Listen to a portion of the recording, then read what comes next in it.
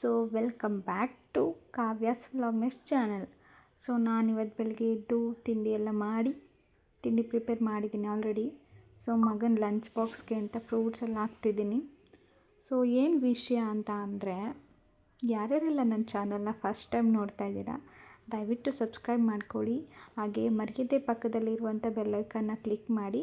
So ಇದರಿಂದ ನಾನು ಮುಂದೆ ಅಪ್ಲೋಡ್ ಮಾಡುವಂಥ ಎಲ್ಲ ವಿಡಿಯೋಗಳು ನಿಮಗೆ ನೋಟಿಫಿಕೇಷನ್ ಮುಖಾಂತರ ಬಂದು ತಲುಪುತ್ತೆ. ಬಿಕಾಸ್ ನೀವು ಎಲ್ಲ ವಿಡಿಯೋ ನೋಡಲಿ ಅಂತ.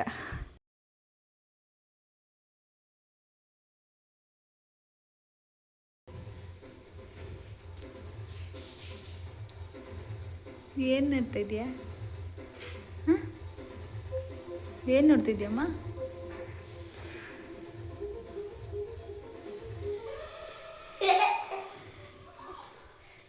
ಬೇಗ ಪಾಪು ನಿಂಗೆ ಊಟ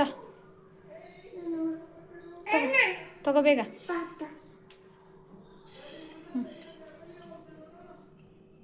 ತಗೊಳ್ಳೋ ದುರ್ವನ್, ತಗೋ ತಿಂಡಿ ಮಾಡಿ ಫಸ್ಟು. ಬೇಗ ತಿನ್ನಬೇಕು, ಟೈಮ್ ಇಲ್ಲ. ಇವತ್ತೇನು ಮಾಡ್ಬೇಕು ಹೇಳು? ಆವಾಗಲೇ ಏನು ಹೇಳ್ಕೊಟ್ಟೆ ನಾನು? ಗೊತ್ತಿಲ್ವಾ? ಶೂ ಬಗ್ಗೆ ಏನು ಹೇಳ್ಕೊಟ್ಟೆ?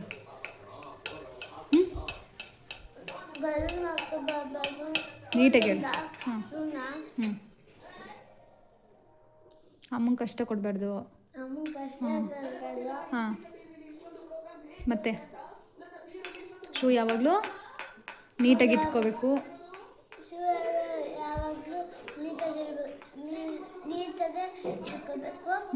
ತಿಂಡಿ ಎಲ್ಲ ತಿನ್ನಿಸಿ ಆದಮೇಲೆ ಅಮ್ಮ ನಾನೇ ಶೂ ಹಾಕ್ಕೊತೀನಿ ಅಂತ ಅವನೇ ಹೋಗಿ ಹಾಕ್ಕೊತಾನೆ. ಅದ್ರ ಮಧ್ಯೆ ನನ್ನ ಚಿಕ್ಕ ಮಗನ ತರಲೆ ತುಂಟಾಟ ಇದ್ದೇ ಇರುತ್ತೆ. ಶೂ ಹಾಕ್ಕೊಂಡು ಕೆಳಗಡೆ ಇಳೋದು, ಮೇಲೆ ಹತ್ತೋದು, ಸ್ಟೆಪ್ಸ್ ಎಲ್ಲ ಹತ್ತೋದು ಅದೆಲ್ಲ ಮಾಡ್ತಿರ್ತೀನಿ. ಸೊ ಬೆಳಗ್ಗೆ ಅವ್ರು ಹೋಗಿ ಸ್ಕೂಲಿಗೆಲ್ಲ ಹೋಗಾದ್ಮೇಲೆ ಮನೆ ಈ ಸ್ಥಿತಿಯಲ್ಲಿ ನನಗೆ ಸಿಗುತ್ತೆ. ಸೊ ಇದನ್ನೆಲ್ಲ ಕ್ಲೀನ್ ಮಾಡೋ ಅಷ್ಟರಲ್ಲಿ ಸಾಕಾಗಿ ಹೋಗುತ್ತೆ. ಅಷ್ಟು ಹಾಳು ಮಾಡಿ ಇಟ್ಟಿರ್ತಾರೆ. ನೋಡಿದ್ರಲ್ಲ ಮನೆ ಎಷ್ಟು ನೀಟಾಗಿದೆ ಅಂತ. ಸೊ ಆ ನೀಟ್ನೆಲ್ಲ ಮತ್ತೆ ನೀಟ್ ಮಾಡಬೇಕು. ಆಮೇಲೆ ಬಟ್ಟೆ ವಾಷಿಂಗ್ ಒಂದಿದೆ, ಬಟ್ಟೆ ವಾಷಿಂಗ್ ಕೆಲಸ ಮುಗಿಸಿ ನನ್ನ ಕೆಲಸ ಎಲ್ಲ ಮುಗಿಸ್ಕೊಂಡು ತಿಂಡಿ ಮಾಡಬೇಕು. ಆಮೇಲೆ ಸಿಗ್ತೀನಿ. ಓಕೆ, ಏನು ಗೊತ್ತಾ ಗೈಸ್, ನಾನು ತುಂಬ ದಿನಗಳಿಂದ ರಿಕ್ವೆಸ್ಟ್ ಮಾಡಿದ್ದಕ್ಕೆ ಒಬ್ಬರು ಸರ್ಪ್ರೈಸ್ ಗೆಸ್ಟ್ ಬಂದಿದ್ದಾರೆ. ಕಾಣಿಸ್ತಿದ್ದಾರಾ ಯಾರು ಅಂತ? ಆ ಮಹಾನುಭಾವ. ತುಂಬ ದಿನ ಆಗಿತ್ತು, ಮೇ ಬಿ 2-3 ಡೇಸ್ ಆಗಿತ್ತು ಅನಿಸುತ್ತೆ ಬಟ್ಟೆ ವಾಶ್ ಮಾಡಿ. ಸೊ ಇವಾಗ ಸೂರ್ಯ ಅವ್ರು ಬಂದಿರೋ ಕಾರಣ ನಾನು ಬಟ್ಟೆ ವಾಶ್ ಮಾಡೋಕ್ಕೆ ಹೋಗ್ತಾಯಿದ್ದೀನಿ. ಎಷ್ಟು ಜನ ಮೇ ಬಿ ಟೆರೆಸ್ ಮೇಲೆಲ್ಲ ಫುಲ್ಲು ಜಿಗಿ ಅಂತ ಇರುತ್ತೆ ಬಟ್ಟೆಗಳು. ಅಷ್ಟು ಬಿಸಿಲೇ ಇಲ್ಲದಿರೋ ಕಾರಣಕ್ಕೆ ಹಿಂಗೆ ಆಗಿಬಿಟ್ಟಿದೆ ನೋಡಿ ಪರಿಸ್ಥಿತಿ. ಇವಾಗ ಆಗಲೇ ಬಂದು ನನ್ನಂಥ ಎಷ್ಟೋ ಹೌಸ್ ವೈಫ್ಗಳ ಗೋಳು ಇದು. ಒಂದು ದಿನ ಬಿಸಿಲು ಬಂದಿಲ್ಲ ಅಂದರೆ ಅವರು ಎಷ್ಟು ಬಟ್ಟೆ ವಾಶ್ ಮಾಡಬೇಕಾಗುತ್ತೆ.